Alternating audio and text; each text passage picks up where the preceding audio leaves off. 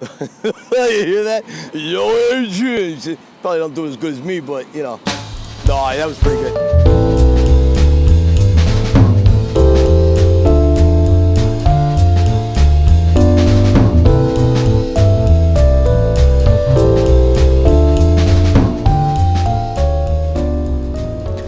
So, in 1979, Rocky hits TV for the very first time.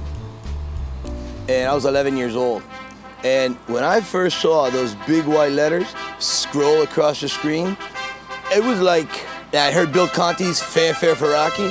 It was like Jimmy Superfly Snuka come off the top rope, forearm my chest, reach down my throat, and infused the DNA. Changed my DNA forever. Basically tattooed Rocky to my heart. I was a very shy kid. I hated confrontation. So not having a lot of, belief in myself, I was a target for bullies on the schoolyard. So I used to wear this old Superman costume underneath my clothes. It would bunch up and it was like a heavy cotton type of costume. It was really cool. The local bully rips my shirt one day, out pops the cape and the S. So I tried living that down for like the next 8 years, and then it comes time to go to the prom. I couldn't even date anyone in my class. So I was still getting kind of beat up by the time I was 13, 14 years old, but I'd already seen Rocky at this point. So my grandfather heard of a particular beating in general, calls me up to his house, and it was kind of at night, and we're in his attic, and he pulls out a hat box. And in the hat box was his old black fedora that was very close to Rocky's black fedora. So I put it on, I'm looking in the mirror, I'm like, oh, nice hat, Grandpa. And he has a leather jacket, a black leather jacket. So I put it on, and my grandfather was a big coal miner. He had huge shoulders.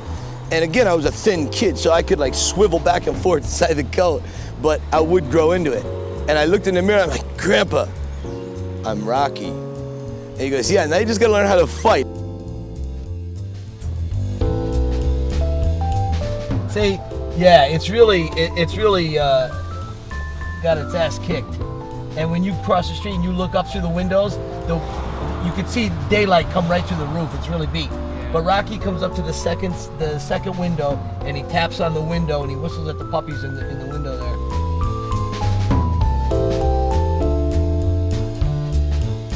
So I had a lot of odd jobs. I did everything from, I worked a lot of warehouse jobs. I worked with horses. I'd have to say my cop job, that was rather interesting. Before I was a cop, I was actually a donut maker. I was a head donut maker at the local donut shop. And my mother came to me one day. I was working there and I was pumping gas and doing drywall. And she's like, why don't you try this? I think you'd be good as a police officer. So I laughed at her. I applied to the academy. I got in the police academy. I had done very, very well. Considering I graduated high school with like a D-, I really graduated in the top of my class at the police academy. So and the pay wasn't that great for part-time cops. It was like $7 an hour, and you had to buy your own gun and you had to buy your own vest, of which I could only afford a gun. So that never really worked out the way I had hoped. So then I got in with corporate America. I became an optician. In late 2005, it was announced Stallone was going to do Rocky Balboa. I took a little time off of work. I come down to Philadelphia, stood on freezing corners, just hoping for a glimpse of him. And I got more than that. I became friends with some local people here, people who own the restaurant, the Victor Cafe, where they used that as Adrian's. I got in, they snuck me inside, I watched them film, and it was just really one thing after another of interviews, of really talking with Stallone, which was quite impressive on my end. I was impressed. I mean, the average fan would kill to be on a Rocky set. Watching him turn into Rocky, it was amazing, just amazing. And they entered me into a national lookalike contest in Philadelphia 10 years ago. Jimmy Binns put on Philly Loves Rocky Week. It's when they were moving the statue back to where it is now, because it was in storage for 3 years, no one could see it. So they had a whole series of events, boxing matches out in the street, a Rocky Adrian lookalike contest, and the Rocky movie being shown at the steps at the end of the week. And then Stallone would come the very next day and dedicate the statue and give a great speech. which he did. So I wasn't going to enter the contest because I didn't think I would win. My friends Rhea and Steve, they actually entered me into the contest, and I ended up beating out like 1,000 people. I won the whole thing, and then that got me 2 red carpet tickets to the premiere of Balboa here in the city. And basically, long story short, on Stallone's 60th birthday, I sat right next to him at a table at the Victor Cafe. And Stallone backs up and he goes, you know, he goes, you look enough like me 25 years ago. He goes, you ought to do something with it. Hey, this guy's good with the camera here. It's like my brother-in-law Paul, you know what I mean? You can imagine, you know, Mickey coming out that door after Rocky yelled at him, stretching out right here at the corner of this building, just in that gray tattered sweatsuit, or Adrian on the front stoop, just kind of sitting there with her red coat, and she has Butkus hidden around the corner.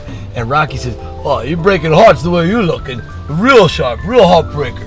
And that's when she says, I brought someone to keep you company when you run.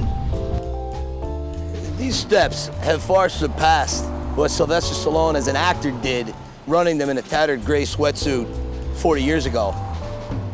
I'm here every day, and I can tell you, I talk to people from all around the world.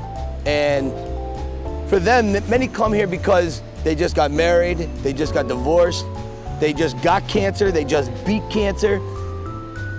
They may have seen this in a movie, they saw what Rocky did, but when they come here to run the steps, it's very personal to them. And I don't always understand what people say because, you know, there's a lot of foreign tourists come here, but you know what they mean. There's such a universal language to Rocky and what it means to people. You can connect quite easily here, and you don't have to speak a foreign language to understand that, you know?